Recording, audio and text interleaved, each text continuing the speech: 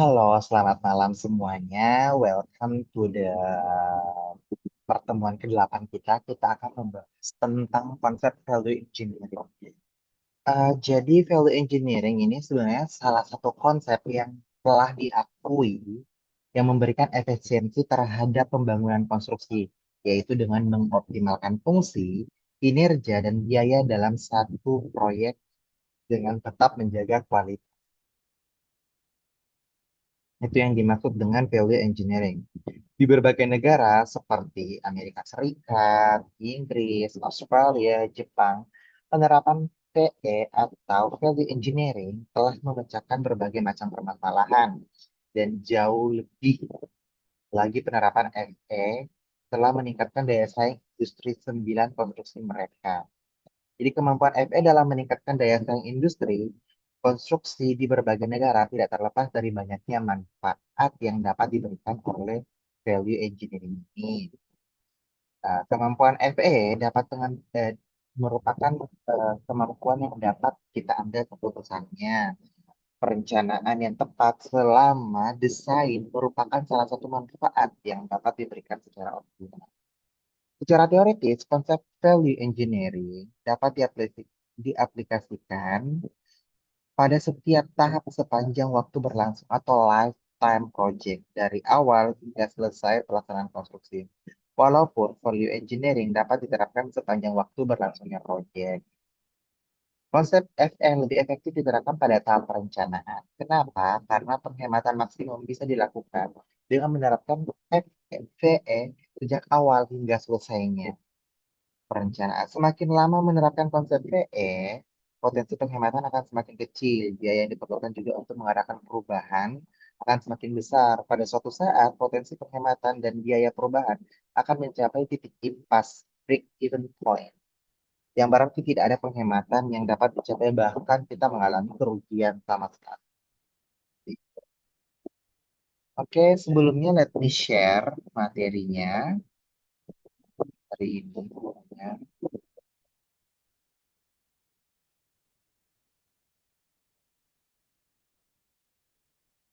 Oke, jadi kita belajar tentang konsep value engineering. Tadi aku udah jelaskan beberapa eh, inisial penjelasan terkait value engineering. Selanjutnya apa aja pokok bahasan yang akan kita bahas, yaitu yang pertama adalah konsep perencanaan, proses value engineering, terus ada biaya, cost, fungsi atau function, nilai atau value-nya. Jadi konsep perencanaan. eh, Jadi value engineering merupakan metode yang efektif untuk meningkatkan kualitas dan menurunkan biaya proyek. Penerapan VE, terutama pada tahap awal perencanaan, memberikan keuntungan besar dalam pengoptimalan nilai.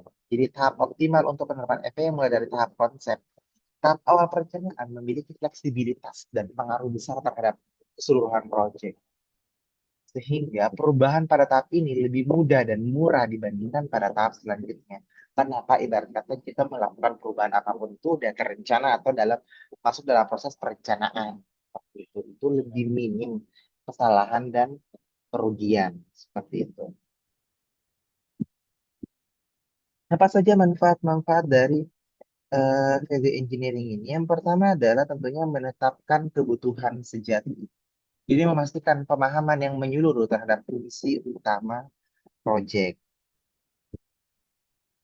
Terus selanjutnya adalah koordinasi terpadu, memperkuat kolaborasi antara ahli value engineering yang biasa dilakukan oleh seorang engineer ataupun seorang manajer project tentunya, pemilihan project dan perencana. Selanjutnya adalah meminimalkan kesimpang siuran, menghilangkan keraguan, dan memastikan kebenaran semua kebutuhan itu pasti adanya. Penerapan PVE di seluruh tahapan perencanaan. Jadi konsep perencanaan menetapkan tujuan, kebutuhan, dan kriteria yang diinginkan. Ketika kita mau melakukan sebuah PVE, tentu kita membutuhkan sebuah alasan yang jelas, alasan yang pasti, kriteria yang diinginkan, atau project scope statement ini seperti apa. Selanjutnya adalah pengembangan desain, menetapkan bentuk, ukuran, spesifikasi desain. Jadi Ini lebih hal teknis di mana kita bisa mengembangkan dalam tahapan perencanaan bentuk gedungnya seperti apa, fungsinya seperti apa, ukurannya berapa, tanahnya berapa, spesifikasinya bagaimana saja. Itu perlu dicek. Selanjutnya adalah detail perencanaan mempengaruhi biaya struktur, arsitektur dan struktur. Jadi VE ini sebenarnya salah satu konsep yang apa namanya? Ketika kita mendetailkan hal-hal yang terkait dengan perencanaan, itu bisa mempengaruhi biaya. Ibarat kata ketika ada pekerjaan WPC, kalau kita nggak lihat metode pemasangannya atau misalnya metode pemasangan dari atau rekomendasi dari produknya itu biasa yang memberikan eh, cukup detail penggunaan material dan bagaimana kita menggambarkan atau menengah dalam perencanaan. Oke, jadi untuk yang tahap ini adalah em, value engineering. Jadi ketika ada teman-teman yang ingin bertanya, ada satu lagi yang ingin saya jelaskan bahwa value engineering paling efektif diterapkan di tahap perencanaan. Kenapa? Karena namun tidak menutup kemungkinan dilaksanakan pada tahap pelelangan dan pelaksanaan. Hal ini dapat terjadi dan dapat dimungkinkan dalam situasi apabila satu segmen pekerjaan telah diteliti pada tahap sebelumnya dan memerlukan penelitian lebih lanjut. Dan yang kedua adalah apabila kontraktor dapat meneliti suatu bidang pekerjaan dengan meningkatkan kualitas dan menurunkan biaya pembangunan. Jadi value engineering itu cukup eh, dimungkinkan terjadi pada situasi tersebut. Oke, saya beri untuk teman-teman 1 menit untuk bertanya terkait materiku hari ini di sesi, bukan di sesi pertama, di subtopik pertama ini. 1 menit, 1 menitnya saya mulai setelah menjelaskan keuntungan PE di tahap akhir. Jadi kalau tadi keuntungan PE di tahap awal, sekarang di tahap akhir. Jadi yang pertama adalah meningkatkan kualitas. Jadi menjamin pertimbangan nilai dan biaya dalam setiap keputusan. Menurunkan biaya, memaksimalkan penggunaan sumber daya dan menghindari pemborosan tentunya. Yang ketiga adalah meningkatkan efisiensi, membantu pemilik proyek dalam pengambilan keputusan yang tepat. Ketika VE di luar tahapan yang pertama adalah di luar tahapan perencanaan, yang pertama adalah penelitian lanjutan. Kita harus menganalisis segmen pekerjaan yang memerlukan penelitian lebih lanjut. Ya. Kedua adalah optimalisasi kontraktor, memungkinkan kontraktor untuk meningkatkan kualitas dan menurunkan biaya. Seperti itu, jika ada pertanyaan, silakan bertanya. Saya berikan waktu selama eh, 1 menit adanya, dimulai dari sekarang. Oke, setelah ini ya, peran utama dalam PE. Jadi, siapa sih yang peran utama dalam PE itu? Jadi, peran utama dalam PE itu adalah pemilik proyek, perencana, dan ahli PE. Jadi, inilah yang berperan penting. Jadi, pemilik proyek menetapkan kebutuhan dan kriteria, sedangkan perencana mengembangkan konsep dan desain, dan ahli PE menganalisis nilai dan biaya. Karena kan biasanya perencana menganalisis berdasarkan standar yang ada, yang tentunya memperhatikan strength atau kekuatan. Sedangkan ahli PM menganalisis kalau misalnya eh, apakah sudah eh, apa namanya sesuai dengan budget yang diberikan. Seperti itu. Biasanya memang ahli PE itu diletakkan posisi saya saat ini di kantor dia saya juga jadi ahli PE, jadi mempertimbangkan beberapa pekerjaan ketika itu dilakukan dengan berbagai metode dan memberikan apa namanya keputusan. Oke, setelah ini teman-teman boleh bertanya 1 menit, saya mulai dari sekarang.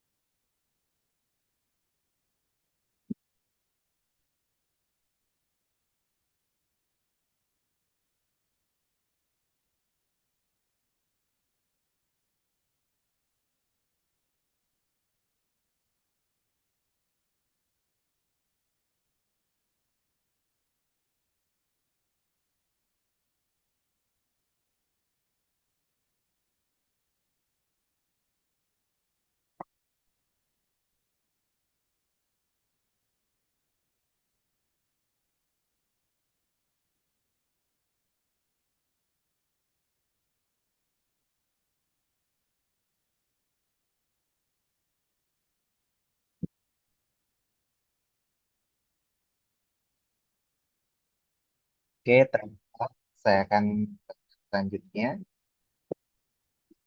Jadi proses value engineering. Jadi proses value engineering ini terbagi beberapa langkah. Yang pertama adalah identifikasi masalah.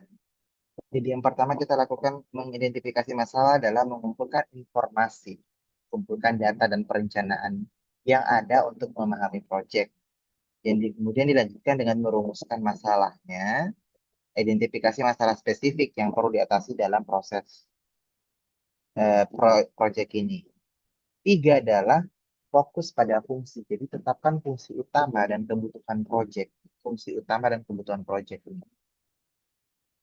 Selanjutnya adalah ada rekayasa nilai analisis fungsi. Jadi yang pertama adalah analisis fungsinya.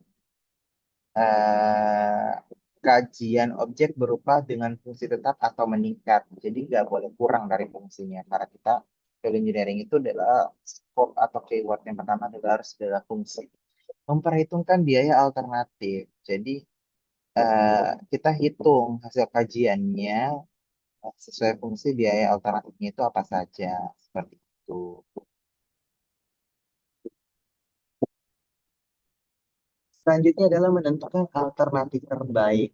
Jadi setelah itu menentukan dari beberapa yang tadi kita dapat menentukan alternatif terbaik. Jadi analisis versus fungsi. Jadi membandingkan alternatif berdasarkan biaya, fungsi, dan kinerja. Beberapa hari yang lalu yang saya lakukan seperti itu. Jadi memang penting adanya untuk itu. Dilanjutkan adalah pemilihan terbaik. Jadi dengan menganalisis fungsi-fungsi tersebut, biayanya, fungsinya, kinerjanya, kita pilihlah yang paling optimal berdasarkan analisis. Tentunya kita urutkan berdasarkan prioritas, kita tidak mengurangi fungsinya, tapi tetap dengan fungsinya, kekuatannya sama, atau bahkan meningkat, eh, dengan melihat biaya yang semurah-murah mungkin. Seperti itu cara menentukan eh, alternatif terbaiknya. Terus setelah itu kita melakukan implementasi dan validasi. Jadi pengembangan, kembangkan hasil rekayasa nilai dengan standar yang berlaku. Jadi setelah kita melakukan perhitungan value engineering dan memilih yang paling optimal, kita bisa mengembangkan, dilanjutkan dengan verifikasi hasil rekayasa nilai berdasarkan standar buku yang berlaku. Diverifikasi nih apakah sesuai. Jangan sampai nih misalnya kita ganti semen dengan abu sekam padi ternyata dia tidak sesuai dengan spesifikasi atau standar yang berlaku. Itu kan nggak available ya. Selanjutnya adalah dokumentasikan dan jelaskan kepada pemilik proyek ketika teman-teman punya inovasi di kemudian hari. Boleh didokumentasikan dalam bentuk sebuah proposal dengan memberikan bukti-bukti yang valid yang kemudian kita dapat menjelaskannya dalam bentuk slide ataupun PPT sudah dipahami dan diberikan dokumennya ke pemilik proyek. Yang kemudian setelah itu kita bisa melakukan persetujuan, di mana persetujuan ini dari pemilik proyek untuk diimplementasi tentunya. Karena kan biasa klien ini banyak maunya A, B, C, D, E, F, G. Setelah kita menganalisis hal-hal tersebut, kita bisa melihat nih secara cost yang mereka dapat di mana tanpa mengurangi fungsi-fungsi yang mereka inginkan. Seperti itu. Oke, untuk proses engineering, value engineering sampai situ, jika ada yang ingin ditanyakan, saya mulai waktunya 1 menit dari sekarang.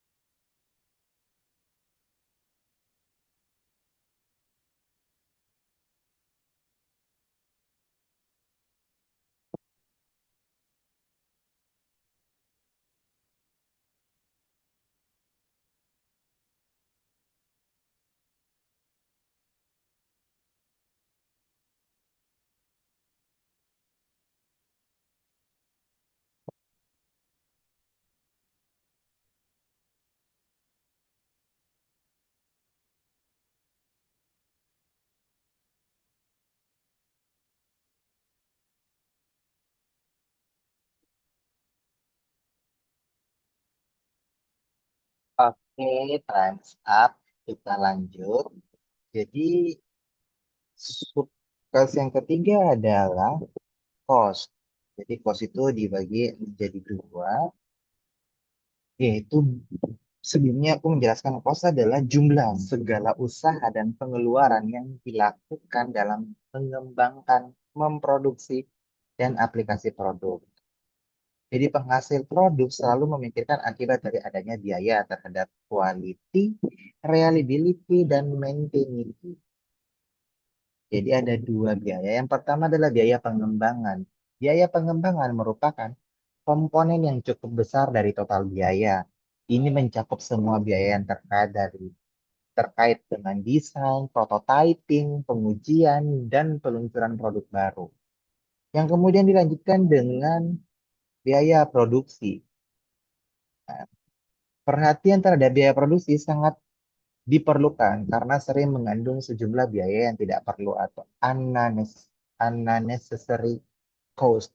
Ini mencakup eh, pembuatan produk. Ini mencakup semua biaya yang terkait dengan pembuatan produk, termasuk materialnya, bahan bakunya, tenaga kerjanya, overhead-nya, perintilan-perintilannya. Seperti itu yang dimaksud dengan biaya produksi. Dan tentunya kita bisa mempertimbangkan eh, hal tersebut ke dalam value engineering-nya kita. Model biaya dalam pengembangan produk itu ada dua menurut Zimmerman and Hart pada tahun 1982. Yang pertama adalah matrix cost model. Jadi memisahkan komponen konstruksi project dan mendistribusikan ke dalam berbagai elemen dan sistem dari project. Sedangkan breakdown cost model adalah model item ini diurutkan dari elemen tertinggi sampai terendah dan mencantumkan biaya setiap pekerjaan untuk mencatat distribusi pengeluaran. Maka breakdown cost model ini biasa kita hitung dengan menggunakan rencana anggaran pengeluaran atau RAP. Oke, untuk biaya dan cost sekian penjelasannya teman-teman. Jika ada yang ditanyakan silakan write down on the comment. Saya beri kesempatan dalam 1 menit. Oke, let's start.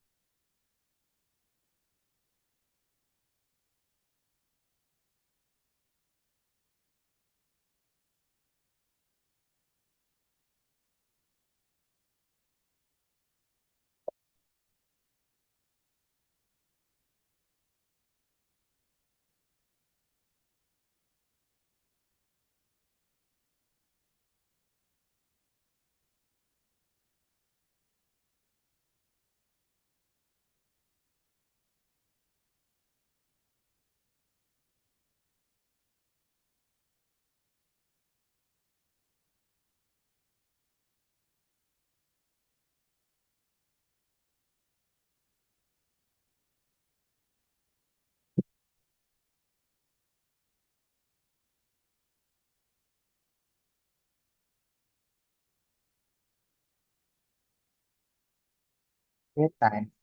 Kita lanjut ya. Oke, selanjutnya kita bahas fungsi atau function. Jadi memahami fungsi dalam engineering itu ada dua. Yang pertama adalah fungsi dasar. Kenapa fungsi amat penting? Karena fungsi ini menjadi objek utama yang erat kaitannya dengan hubungannya dengan biaya. Misal ibarat contoh, kita mau membuat tangga misalnya. Membuat tangga, fungsinya tentunya untuk naik nih. Nah, kita analisis apakah kita tangga arsitektural yang terbuat dari baja atau tangga beton aja. Itu kita analisis. Secara fungsi akan tetap sama, secara kenyamanan akankah sama, tapi secara cost itu jelas jauh berbeda dan kita harus memilih yang provide itu terhadap biaya atau cost pembangunannya. Seperti itu. Jadi fungsi dasar adalah alasan utama sistem itu ada. Seperti yang tadi aku jelaskan, tangga untuk naik misalnya. Atau dinding untuk melindungi. Atau misalnya ada rock wall atau glass wall untuk peredam suara. Ketika kita mengurangi ketebalan atau apa, itu kan bisa jadi mengurangi secara fungsional. Seperti itu. Selanjutnya adalah fungsi kedua. Dukungan yang tidak langsung untuk fungsi dasar. Tetapi diperlukan untuk menunjangnya. Seperti itu. Jadi Ketika fungsi keduanya misalnya bata ya, secara pemisah ruangan dan eh, memperindah ruangan, itu kan ada fungsi tidak langsung untuk fungsi dasarnya seperti itu, non struktural. Oke, untuk fungsi sekian cukup singkat karena materinya cukup singkat. After ini kita teman-teman boleh write down the comment, pertanyaannya jika ada yang tadi ditanyakan terkait. Oke, let's start it in a minute.